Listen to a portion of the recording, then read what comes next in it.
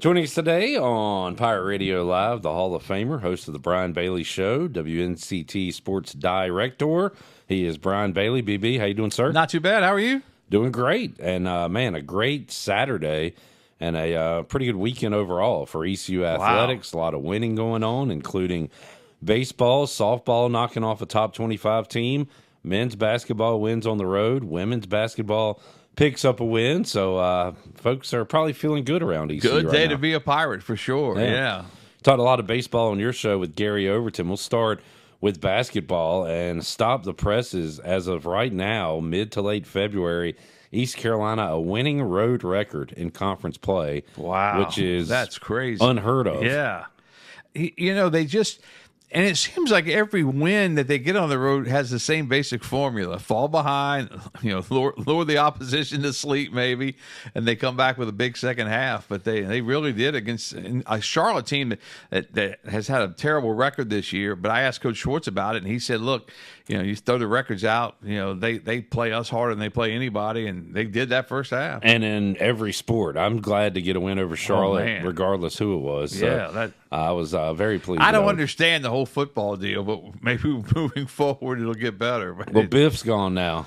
Goodness. So maybe we can handle that still shocks me to this day thinking back to that, because I got up that morning. I'd never been to Charlotte's campus and seen the facilities, and I saw the football stadium, and I thought, man, this is going to be a nice day. Pirates going to win this one 47-21 and get on back to Greenville, and that didn't happen. That's how I remember Mike Houston. Unfortunately, couldn't beat the Biffer 0-2 against Sleeveless Biff. So great to see the basketball team picking up a win. They're on the road this week at Tulane, and then interesting scheduling quirk: 3 straight home games late in the season. So they'll have 3 straight conference games. They are 1 game back of 4th place, and they play Tulane twice, who has that spot right now. So.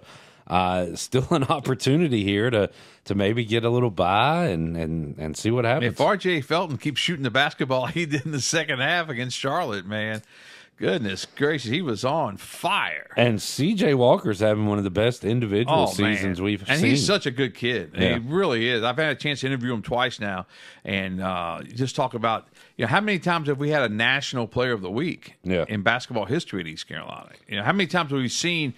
So many times we've talked about the Pirates struggling to shooting the basketball, but a lot of times we used to talk about nobody can take the ball to the hoop. Well, we got guys that can take the ball to the hoop. They still struggle at times from the outside, but they can take the ball to the hoop. This is by far the best dunking team ECU's ever had. Most athletic for years. We kind of miss that. It almost feels like this team was built 15, 20 years too late. Now everybody's shooting threes, but think about those Memphis teams that would come in here and everybody was 6'7", like the whole starting lineup, and 6'8", whatever, and could dribble. Like we have one of those teams.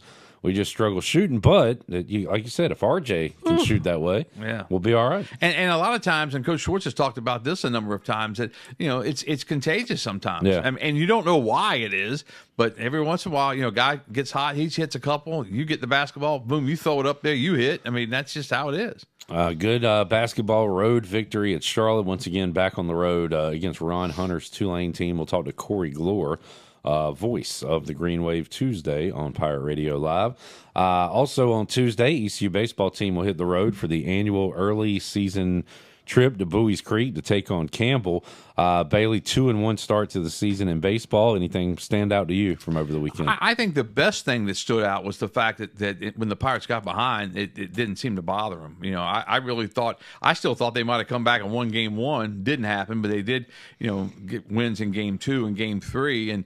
And just the way that, game 3, they got off to such a bad start with a true freshman throwing for the first time. But what Sean Jenkins did maturity-wise, and that's what everybody said the entire time, is how mature he is. And I think he handled the post-game interviews great. I think he handled himself out there great, and it's only going to get better.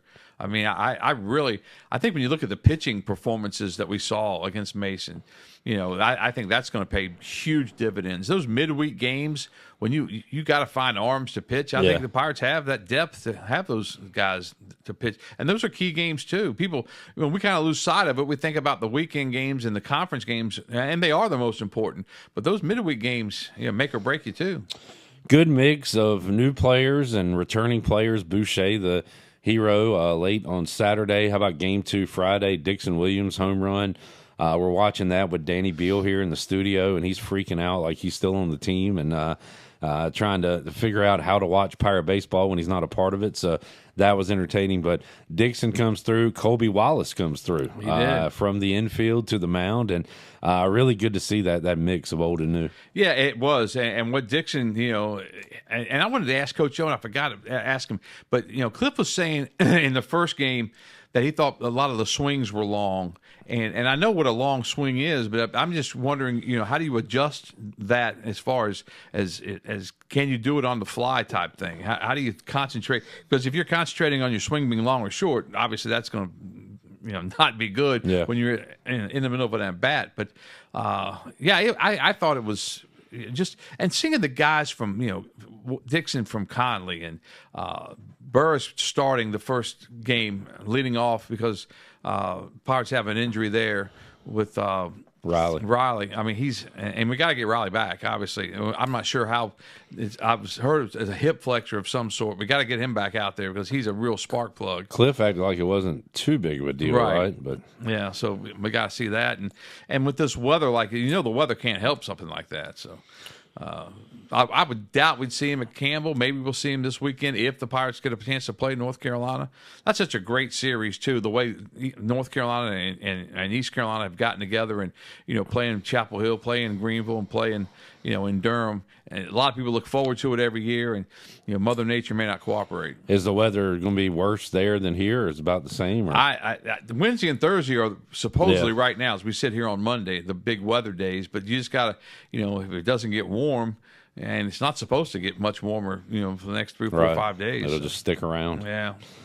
Well, we shall see. But like you said, great series. And you know what? I like the Campbell games. I think we're over the curse of people getting hurt every time. Knock on wood. I hope so. Find some wood. That we go up there. But that was the thing for a while, going back to Dewanye, I remember Dewanye. And there was like 2 or 3 guys that would go up there and something freaky would happen. And it seems like the weather's always, cold and a little wet, and that just adds to the perplexity of playing at Campbell that early in the season. What have you been doing? Looking at a thesaurus? I've been studying that thing left and right. Brian Bailey joining us, Pirate Radio Studios.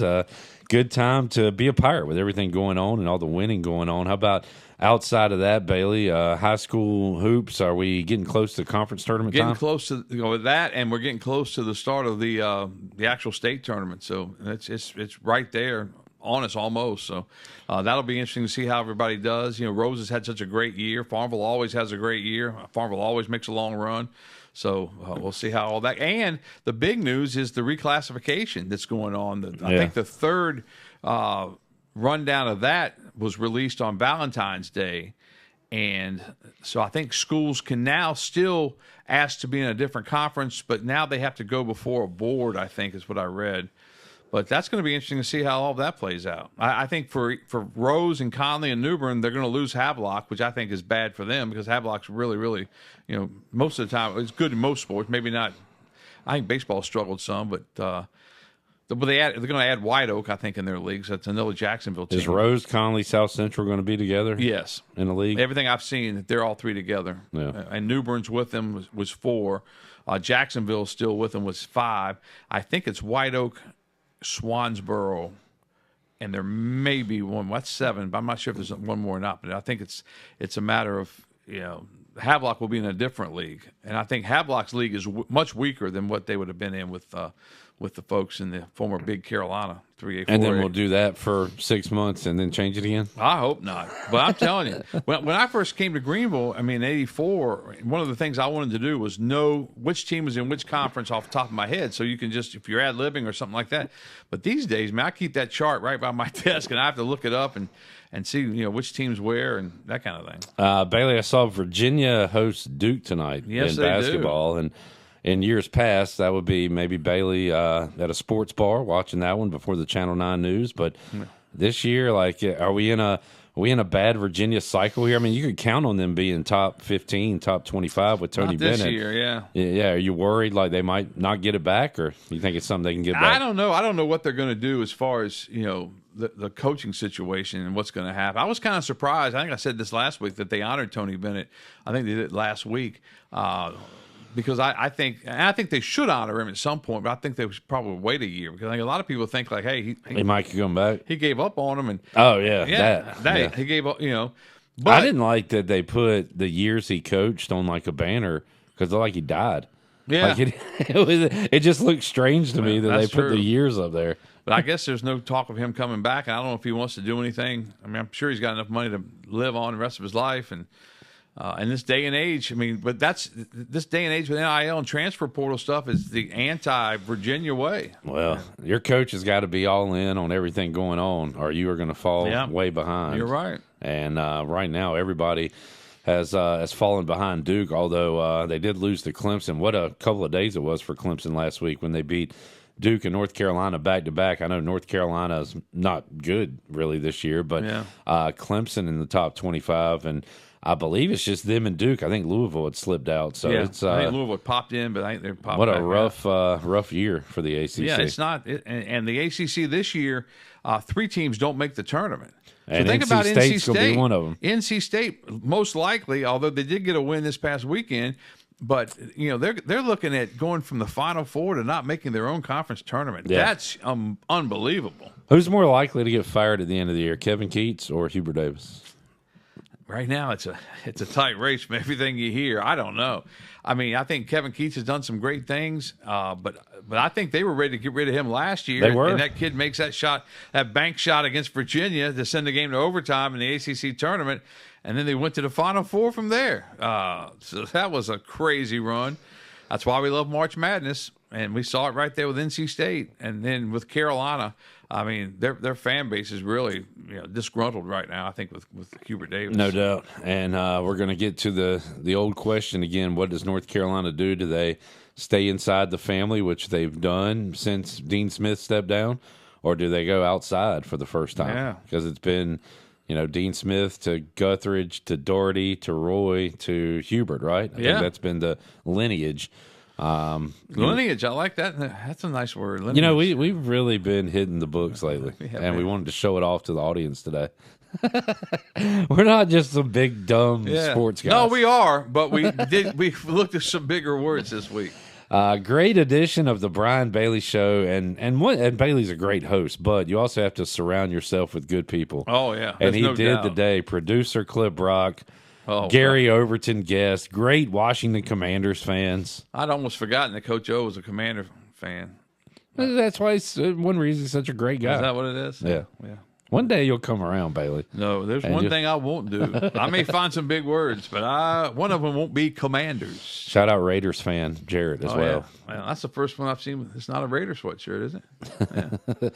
Yeah. He's excited because it's the off season. This is when the Raiders can do their best. Well, hey, I'm right there with you. Cowboys can do better in the off season than they can in the on season. What do you want them to do, Bailey? Anything in the draft, free agency? What do they need to do to get better this off season? I think they've got to go the free agent route. They must not necessarily have to go the free agent route for the big splash that everybody keeps talking about, but they've got to fill some gaps like that. And I think they just got to have a great draft. And they can't afford to miss anywhere. And it starts with the first pick. You go offensive lineman, you probably go defensive lineman more than anything, but they need a running back, and you got one that's probably going to be there. So I haven't looked since the season ended, but during the season I saw a lot of mock drafts that had him getting the Boise State running back, Genty. Would you you can get a running back from anywhere, but Dallas saw last year not having a running back hurt him, right? So would you like that, or? It's hard to tell because I thought Dallas did pretty well late in the season. I mean, he had some good games, but late in the season, did it matter? I agree. Yeah. So I think they do need some help at running back, whether it's the first round pick or not. I'm not sold on, but they need some help. They gotta figure this thing out, and they haven't figured it out. Jerry's so smart that he hadn't been to the Super Bowl in 50 years. Hey, but he was great on Landman. Yeah, he was good on Landman. He might have been in the wrong line of work. Well, he's acting like a general manager. He acts like a general manager. He's not very good at that.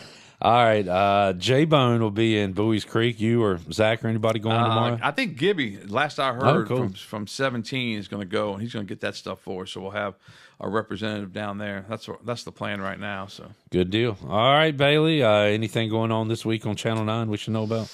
Not that I know of. It should be a fairly quiet week as far as everything goes. A lot of weather Tuesday. watching. Wednesday and Thursday, I think, is going to be, And the thing about sports is they just sweep us aside if the weather gets bad. Right. So we go home and shovel out the snow. There you go. Hang out, try to find a movie on TV. Have you seen anything good lately? I haven't. Watching Paradise right now on Hulu. I am as well. Oh, are you? But do you like that? Melissa likes it. Have you caught up? Episode. You finished episode 5? Yeah. My wife and I watch it because we like Lost, and it kind of reminds us of that. But nothing's ever been as good as Lost. Right. You never watched Lost, did you? I tried it for a while. And I'm watching that. I'm watching Severance on Apple, but I have not watched like the last 2 episodes of that, so I need to catch up. I watched last night. I had heard about the Joe Schmo show coming back, and like 10 or 12 years ago, it was this show where they have this guy. They put him on a reality show. Everybody else is an improv actor that has a script, and he thinks he's on a reality show. And it's the most ridiculous thing ever, and it's really funny. Oh, really? They had a show called Jury Duty that was like that a couple years ago that I loved. But everything around him is scripted. He doesn't know it, and it's like he's like, "Am I really like?" He's living in the craziest world ever. But I watched 4 episodes of that this weekend. Saturday Night Live had their I have not watched that yet. That's really good. Parts of it really good. A lot of old comedians and stuff. Joe Piscopo, I'd forgotten about him, but he was on it, and it's different. It's like Sandler people. Did something. So, yeah. I grew up. Some of my friends actually that I went to high school with were on a text string, and they were texting back and forth about some of the things because we used to, when we were hanging out in high school, a lot of times, and we weren't the real party people, but we go out and screw around for a little bit, and then somebody'd say, "Hey, let's get back home so we can watch Saturday Night Live." So we all get back home by 11:30, and I was watching it when I was way too young, probably, but like early 90s when I was 10, 11, 12, 13. That's how I knew what was going on in the world. Like, there's no reason I was the age I was and should know who Amy Fisher was. Remember Joey Buttafuoco? Yeah. Like, they kept doing skits on that every week, and Tanya Harding, and like, I knew what was going on in the world thanks to Saturday Night Live. Well, that could be tricky there. I know. But I was raised on Saturday Night Live. like the Blues Brothers, man, John Belushi and Dan Aykroyd, and oh man, good stuff. Good BB, stuff. Enjoyed it. We'll make sure you check out the Brian Bailey Show 6 o'clock with Coach O on Pirate Radio, and we'll talk to you next week. Sounds good.